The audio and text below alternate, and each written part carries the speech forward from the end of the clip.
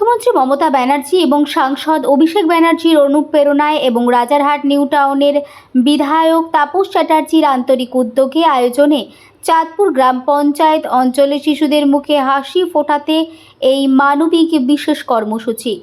পবিত্র রমজান মাস এবং ঈদের আনন্দকে সবার সঙ্গে ভাগ করে নিতে 16ই মার্চ সোমবার লাউহাটি এলাকায় এসো, হাত ধরি চলো, ঈদের বাজার করি কর্মসূচিটি অনুষ্ঠিত হলো। এই কর্মসূচির মূল উদ্দেশ্যই হলো এলাকার শিশুদের মুখে হাসি ফোটানো এবং তাদের সঙ্গে ঈদের আনন্দ ভাগ করে নেওয়া। বিশেষ অনুষ্ঠানে উপস্থিত ছিলেন রাজারহাট নিউ টাউনের বিধায়ক তাপস চ্যাটার্জি, বিধাননগর পৌর নিগমের 1 নম্বরের ব্যুরো চেয়ারম্যান ডাম্পি মণ্ডল, রহিমা বিবি মণ্ডল, প্রবীর কর, বিনু মণ্ডল এবং অন্যান্য নেতৃবৃন্দরা। এবং এই কর্মসূচিতে বিধায়ক তাপস চ্যাটার্জি সংখ্যালঘু উন্নয়নের জন্য 2 লক্ষ টাকা অনুদানও করেন। সমস্যা শীতে গরিব মানুষের বস্ত্র দরকার, শীতে বস্ত্র দরকার, গরমকালে খুব গরমে পাকা দরকার, বড় লোকের সব আছে, গরিব মানুষের কিচ্ছু নেই। আমরা যারা ক্ষমতা পাই মানুষের দোয়াতে মানুষকে বিষয়টাকে আমরা করি। এই জন্য আমার মুখে মনে হচ্ছে বাচ্চাদের মুখে হাসি ফোটানো একটা কাজ। অনেক বছর আগে নারায়ণপুরে বসে আমি একদিন এটা উপলব্ধি করি, চলো হাত ধরি ঈদের বাজার করি। তখন আমি নারায়ণপুর অঞ্চলেরই প্রতিনিধি, বিধায়ক হওয়ার পর চাঁদপুর টাকা ধরেছি। এবছর নিউ টাউন বিধানসভার সমস্ত মুসলিমদের আমি দিচ্ছি, শহরের সমস্ত ওয়ার্ড।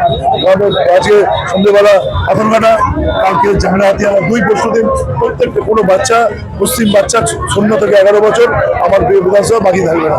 যদি কোনো ভুল টুকি থাকে সামনের বছর আমরা আরো ব্যাপারটা করবো। আর চাঁদপুরটা 2 বছর ধরে আমরা করছি, ঈদেও করছি, পুজো দেবো, ঠিক যেভাবে ঈদেও করছি পুজো আমরা করবো। সবাই মিলে এসছেন, সায়েন্স সিদ্দিকী সাহেব বিষয়গুলো করলেন, আল কোরআন ফাউন্ডেশন আমার অত্যন্ত শ্রদ্ধা ভাই তিনি রয়েছেন, তিনিও দেখেছেন, বক্তব্য রেখেছেন। আমি সকলকে শুভেচ্ছা জানাচ্ছি। আপনারা এসছেন, বাচ্চাগুলোকে হাসি ফোটানো, আল্লাহর কাছে দোয়া করি এরা যে আমাদের ভবিষ্যৎ, এরা যেন বিষয় হয়। ভোটে লড়ালড়ি হবে, ভোটে কেউ জিতবে, কেউ হারবে, কেউ পছন্দ হবে, আমার বাচ্চাগুলো থাকবে, এই বাচ্চাগুলোই বড় হবে, এই বাচ্চাগুলোই রাজাহাটের মুখ। 2 লাখ টাকা তো আমার মনে হয় এটা প্রথম নয়, এরকম প্রতিনিয়ত দিয়ে যান, কারণ উনি সর্বোপরি সব ধর্মকে ভালোবাসেন।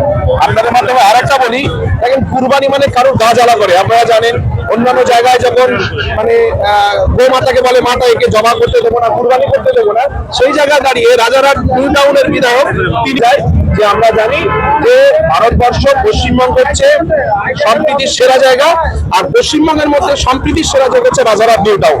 আর এই মানুষ যদি আমাদের মধ্যে থাকে, আমরা সকলেই মিলে বিভেদ না করে হিন্দু মুসলিম সবাই মিলে সম্প্রীতিকে আমরা বজায় রাখবো। আর এটা আমরা প্রমাণ করব যে পশ্চিমবঙ্গের মধ্যে রাজারহাট সেরা জায়গা এবং রাজারহাট সেরা সম্প্রীতির জায়গা। আগের বছরও হয়েছে, তো আমার মানে বিধায়ক হওয়ার পর থেকে আমরা 3 বছর দেখছি, মানে 4 বছর দেখছি। তার আগে তো উনি যখন ডেপুটি মেয়র ছিলেন তখনও দিলেন। তো আমি এতটুকু বলতে পারি, রাজারহাট নিউ টাউনের গরিবের যদি কেউ সত্যিকারের বন্ধু থাকে, তো বিধায়ক তাপস চ্যাটার্জি হচ্ছে সত্যিকারের গরিবের বন্ধু। মানে মানুষ অনেকে বলে না বন্ধু বন্ধু গরিবের বন্ধু, আমরা মনে করি বিধায়ক তাপস চ্যাটার্জি সত্যিকারের গরিবের বন্ধু। যে মানুষটা শুধু শিশুদের নয়, আপনারা জানেন মিরামা সম্প্রীতি উপহার বলে, উপহার মানে এইটা নয় যে কাউকে দান করছি, উপহার বলে উনি একটা মেয়েদের জন্য যাদের বিবাহ হবে তাদের একটা শাড়ি, বেনারসি শাড়ি এবং 5,000 টাকা সকলকেই দেয়, ইমামদের ভাতা দেন। তারপরে এরকম করে আপনি শ্মশান উদ্বোধন করলেন, আপনারা দেখলেন।